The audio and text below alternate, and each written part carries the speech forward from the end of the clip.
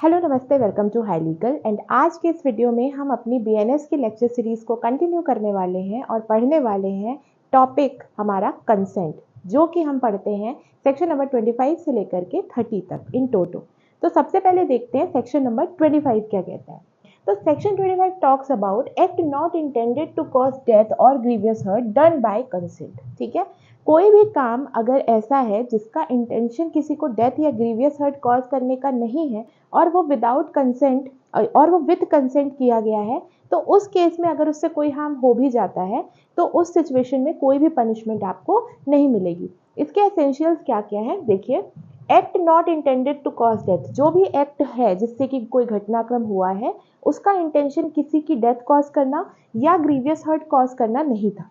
Second point बोलता है harm caused express और इम्प्लाइड कंसेंट। ठीक है, जो हार्म कॉज हुआ वो विथ एक्सप्रेस या इम्प्लाइड कंसेंट हुआ था, यानी कि जो काम करने की बात हुई थी उसमें या तो एक्सप्रेस कंसेंट थी यानी कि अभिव्यक्त सहमति थी, या विवक्षित यानी कि इम्प्लाइड सहमति थी। फॉर एग्जाम्पल जैसे कोई स्पोर्ट्स खेले जाते हैं, जैसे क्रिकेट मैच खेला जाता है। ठीक है, अब क्रिकेट मैच में एक बहुत पुराना केस भी हुआ था।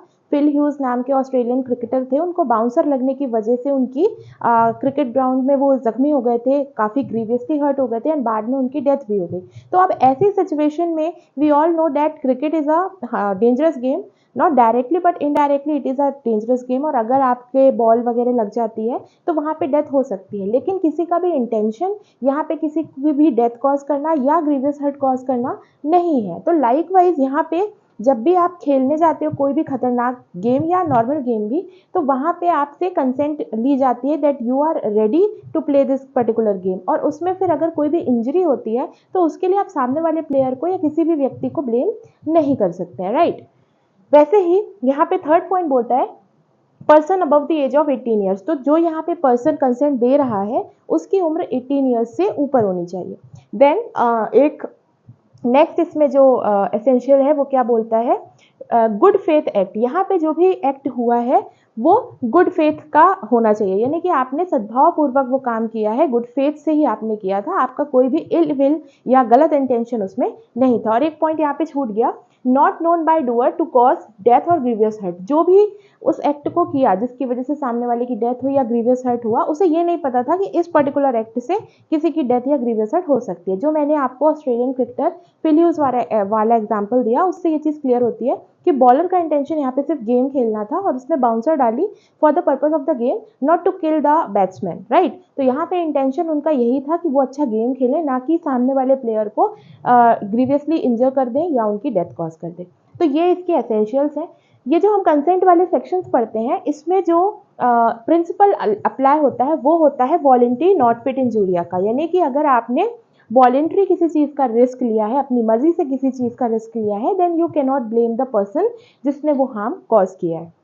ठीक है, एंड एक इसमें अम्यूजमेंट वाला एग्जाम्पल भी दिया है। आप इसमें कोई भी एग्जाम्पल ले सकते हैं, जैसे मैंने क्रिकेट ग्राउंड वाला एग्जाम्पल दिया कि अगर कोई गेम प्ले कर रहे हैं आप और उसमें सामने वाले ने सहमति दी है एंड किसी भी प्रकार की इंजरी होती है या डेथ होती है, then you can not blame the person who has caused death, grievous hurt और death because he was not intended to do so, right. तो इस तरीके से ये हमारा है सेक्शन नंबर 25। अब कंसेंट के टॉपिक में देखते हैं सेक्शन नंबर 26। तो section number 26 talks about act not intended to cause death done by consent in good faith for person's benefit।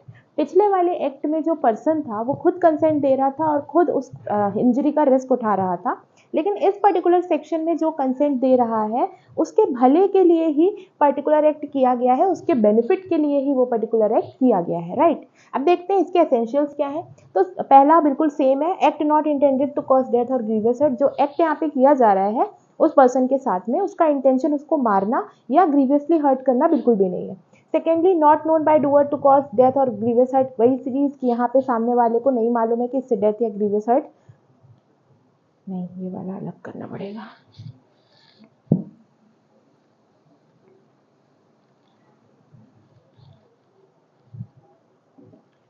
दूसरा यहाँ पे क्या बोलता है, act done with express implied consent of victim. ठीक है, तो जो यहाँ पे एक्ट हुआ है, जो यहाँ पे एक्ट किया जा रहा है, वो विक्टिम की यानी पीड़ित की एक्सप्रेस या इम्प्लाइड कंसेंट के साथ में किया जा रहा है, यानी कि या तो उसकी अभिव्यक्त सहमति है कि हाँ मैं इस खतरे को उठाने के लिए रेडी हूँ, या फिर विवक्षित यानी इम्प्लाइड वहाँ पे उसकी कंसेंट है। ठीक है, थर्ड बोलता है act is done for benefit of person. यहाँ पे जो एक्ट किया जा रहा है वो उस पर्सन के बेनिफिट के लिए किया जा रहा है, उसी के भले के लिए ये रिस्क उठाया जा रहा है। एंड लास्टली गुड फेथ में किया जा रहा है। जो एक्ट है यहाँ पे कोई भी बैड इंटेंशन नहीं है, उसको मारने का, उसको हार्म करने का कोई भी इंटेंशन नहीं है। The act is done in a good faith, right. तो ये जो सेक्शन है ये पर्टिकुलरली यूज होता है for the protection of doctors. जैसे डॉक्टर्स होते हैं वो वेरियस सर्जरीज परफॉर्म करते हैं, ऑपरेट करते हैं, ऑपरेशंस करते हैं, तो उस तरीके की चीज़ों में हमेशा ही एक रिस्क होता है कि हो सकता है ऑपरेशन 100% सक्सेसफुल ना हो, या हो सकता है जो पेशेंट है उसकी डेथ भी कॉज हो सकती है, या वो ग्रीवियसली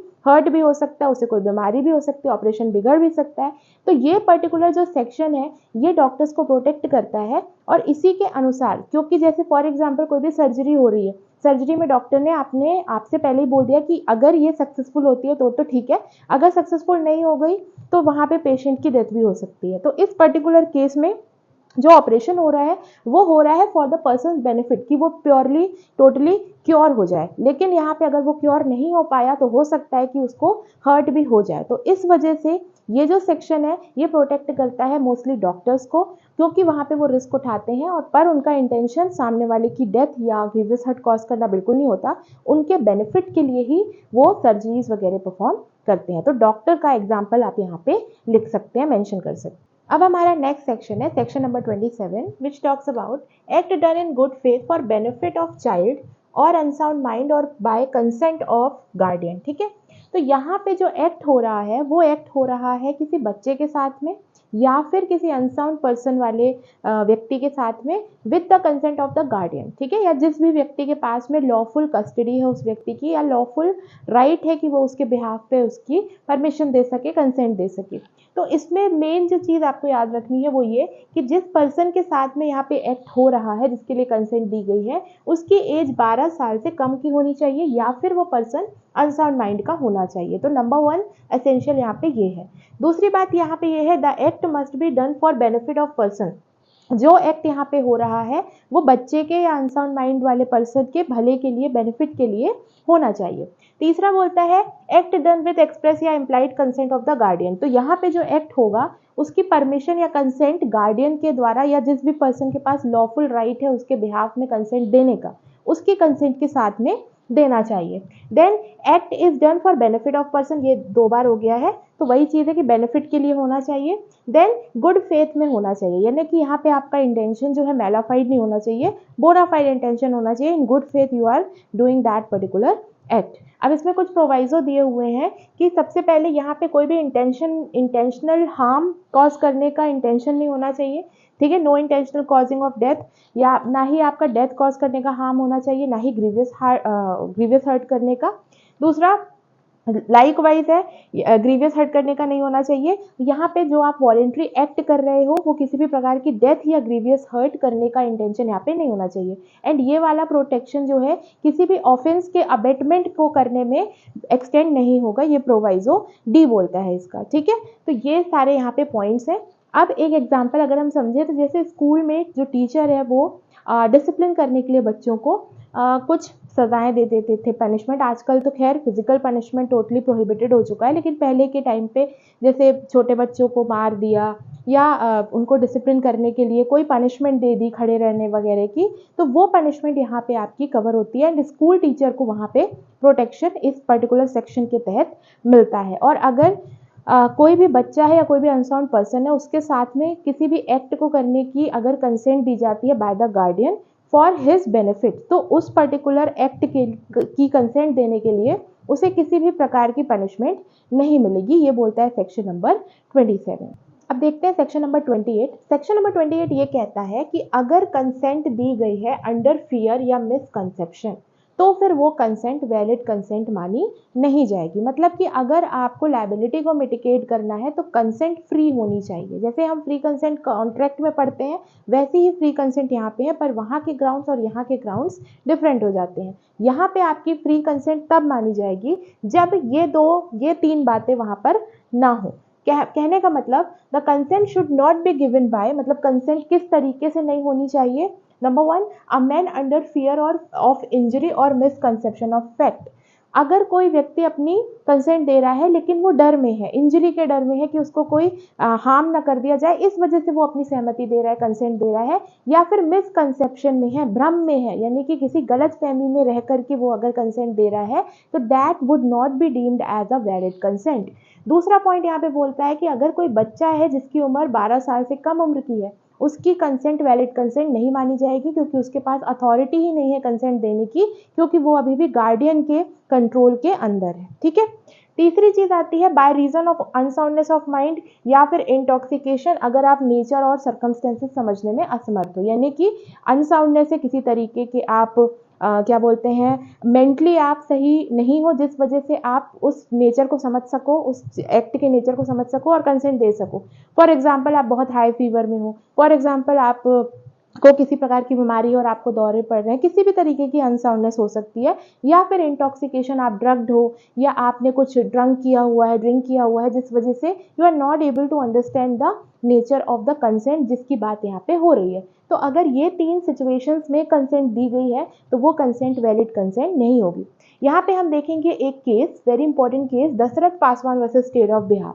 इसके फैक्ट्स कुछ ऐसे थे कि एक पर्सन रहता है यहाँ पे जिसने 10th अभी पास नहीं की होती है, तो वो ऑलरेडी 2 बार 10th के लिए एग्ज़ाम दे चुका होता है, लेकिन वो पास नहीं होता।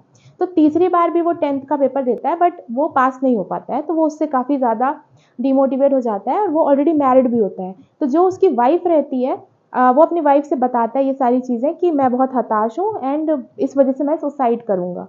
तो उसकी वाइफ बोलती है कि आप सुसाइड करोगे उससे पहले आप मुझे भी मार दो, उसके बाद आप खुद मरना। तो दशरथ पासवान यहाँ पे क्या करते हैं, पहले अपनी वाइफ का मर्डर कर देते हैं और इससे पहले कि वो खुद अपना सुसाइड कर पाते पुलिस उन्हें पकड़ लेती है। तो यहाँ पे वो इस चीज़ का डिफेंस लेते हैं कि जो वाइफ है उसने अपनी कंसेंट दी थी, इस वजह से मैंने उसे मारा। तो यहाँ पे कोर्ट ने यही कहा कि जो यहाँ पे कंसेंट दी गई थी वो मिसकंसेप्शन में दी गई थी कि वाइफ को ये लगा कि हस्बैंड भी मुझे मारने के बाद मर जाएगा, इस मिसकंसेप्शन में उसने कंसेंट दी, इस वजह से यहाँ पे उसे सेक्शन नंबर 27 का, जो अपन ने सेक्शंस पढ़े 25, 26, 27, तो 25 का डिफेंस उसको नहीं मिलेगा। ठीक है, क्योंकि यहाँ पे जो कंसेंट दी गई it was not a valid consent, it was a consent given under the fear of under the misconception. ठीक है, तो ये वाला केस आपको याद रखना है। इसके बाद देखते हैं सेक्शन नंबर 29। सेक्शन नंबर 29 ये बोलता है कि जो हमने एक्सेप्शंस पढ़े हैं सेक्शन नंबर 25, 26, 27 में, वो एक्सटेंड नहीं होंगे उन एक्ट्स पे जो खुद में ही ऑफेंस है, तो भले उसमें कंसेंट हो या ना हो वो ऑफेंस ही रहेंगे। फॉर एग्जाम्पल अबॉर्शन या मिसकैरेज भी बोल सकते हैं।